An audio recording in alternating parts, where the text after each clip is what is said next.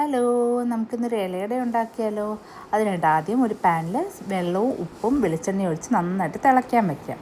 വെള്ളം തിളയ്ക്കുന്ന സമയം കൊണ്ട് നമുക്ക് അതിന് വേണ്ടിയുള്ള ഫില്ലിംഗ് ഉണ്ടാക്കാം. ഞാനിന്ന് 2 ഫില്ലിങ്ങാണ് ഉണ്ടാക്കുന്നത്.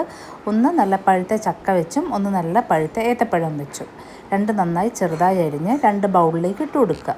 അതിലേക്ക് നമുക്ക് ഏതാണോ മധുരത്തിന് ആവശ്യം, ശർക്കരയാണോ കരിപ്പട്ടിയാണോ പഞ്ചസാരയാണോ ഏതാ വേണ്ടതെന്ന് വെച്ചാൽ അതിപ്പോൾ എടുക്കാം. ഇതിപ്പോൾ ഞാൻ ചക്കയ്ക്ക് കരിപ്പട്ടി ഉരുക്കിയതും പഴത്തിന് പഞ്ചസാരയാണ് എടുക്കുന്നത്. നമുക്ക് ആവശ്യത്തിനുള്ള തേങ്ങ ചേർത്ത് കൊടുക്കാം. എത്രയാണ് നമുക്കിഷ്ടം അതുപോലെ ആവശ്യത്തിന് തേങ്ങ ചേർത്ത് കൊടുക്കാം. ചക്കയാണ് ഞാൻ ഫസ്റ്റ് ഇച്ചിരി കരിപ്പട്ടി എടുത്ത് അതിലേക്ക് ഒഴിക്കുകയാണ്. നമ്മളിങ്ങനെ ഫ്രിഡ്ജിൽ ഉരുക്കി വെച്ച് കഴിഞ്ഞാൽ നമുക്ക് പെട്ടെന്ന് വേണ്ടി യൂസ് ചെയ്യാൻ എളുപ്പമാണ്. നമുക്ക് പഴത്തിൽ സ്വല്പം പഞ്ചസാര ചേർക്കാം. ഒരു മണത്തിനും ഫ്ലേവറിനും വേണ്ടി സ്വല്പം ഏലക്ക ചതച്ചത് കൂടെ ചേർത്ത് കൊടുക്കാം. നന്നായിട്ട് ഇനി നമുക്ക് ഈ മിക്സ്ചർ നന്നായിട്ടൊന്ന് മിക്സ് ചെയ്യണം. നന്നായിട്ട് ഒന്ന് മിക്സ് ചെയ്ത് വെക്കാം.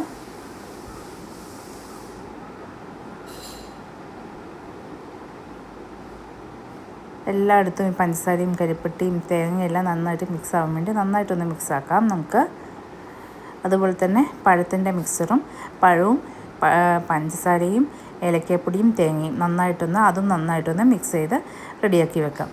ഇനി നമ്മുടെ വെള്ളം തിളച്ചിട്ടുണ്ട്. ഇനി നമുക്ക് പത്തിരിക്കൊക്കെ ഉള്ള ആ പരുവത്തിനുള്ള അരിപ്പൊടിയിലേക്ക് നമുക്ക് ഈ തിളച്ച വെള്ളം ഒഴിച്ച് സ്പൂൺ കൊണ്ട് ആദ്യം ഒന്ന് എല്ലായിടത്തേക്കും ഒന്ന് യോജിപ്പിക്കാം. ഇപ്പം നല്ല തിളച്ച വെള്ളം ഒഴിച്ചതുകൊണ്ട് നല്ല ചൂടായിരിക്കും മാവിന്.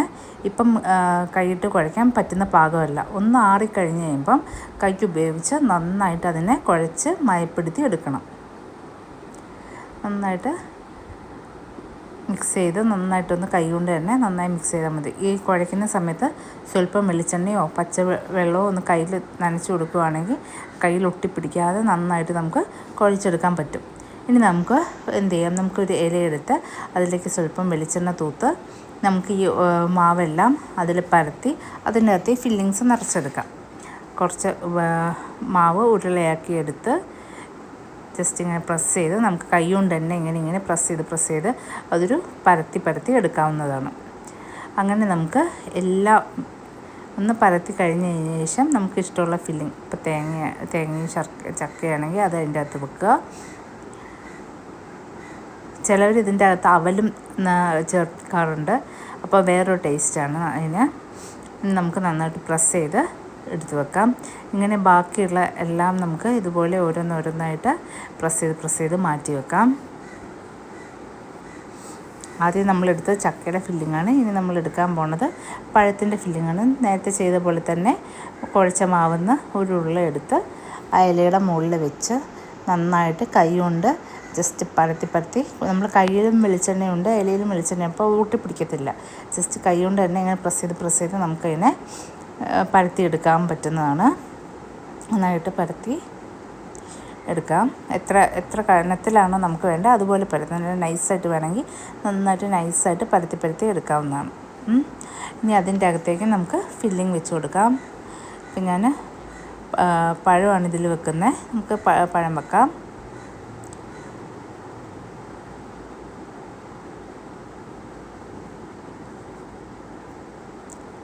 പഴം വെച്ച് നന്നായിട്ട് തന്നെ ഒന്ന് അമർത്തി പ്രസ് ചെയ്ത് മാറ്റി വെക്കാം.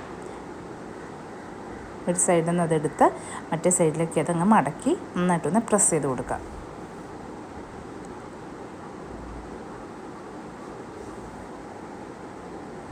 അങ്ങനെ നമുക്ക് ബാക്കിയുള്ളതും കൂടെ അതേപോലെ അങ്ങ് പ്രസ് ചെയ്ത് വെക്കാം. എന്നിട്ട് ഇഡ്ഡലി ചെമ്പിൻ്റെ അകത്ത് വെച്ച് നന്നായിട്ട് ഒരു 10-15 മിനിറ്റ് നല്ല തീയിൽ നല്ലോണം ആവിയിലിരുന്ന് വേവണം.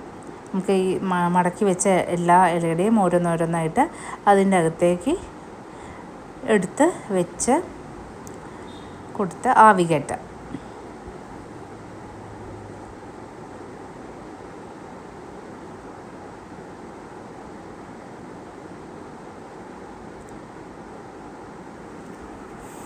ഒരു 10-15 മിനിറ്റ് ഇങ്ങനെ ഇരുന്ന് ആവി കയറട്ടെ.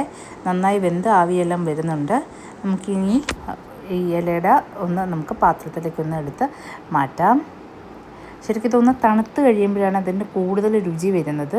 ചൂടോടെ കഴിക്കുമ്പോൾ നമുക്ക് ചിലപ്പം മാവ് ഒരു ഇതുള്ള പോലെ നമുക്ക് തോന്നും. പക്ഷെ ഒന്ന് തണുത്ത് കഴിയുമ്പോൾ നല്ല പെർഫെക്റ്റ് ആയിരിക്കും. നമുക്കൊന്ന് അതിൻ്റെ ടേസ്റ്റ് ഒന്ന് എടുത്ത് നോക്കാം. ഇതിപ്പോൾ ഞാൻ ഫസ്റ്റ് ഇപ്പോൾ ടേസ്റ്റ് ചെയ്യാൻ പോകുന്നത് ചക്ക ഫില്ല് ചെയ്തിരിക്കുന്നതാണേ. നമുക്കൊന്ന് ടേസ്റ്റ് ചെയ്ത് നോക്കാം. നല്ല അടിപൊളിയായിട്ടുണ്ട്. ആവിയിൽ വേവിച്ചെടുത്ത നല്ലൊരു നാടൻ പലഹാരമാണിത്. അടിപൊളിയായിട്ട് നിങ്ങളെല്ലാവരും ഒന്ന് ട്രൈ ചെയ്ത് നോക്കണേ.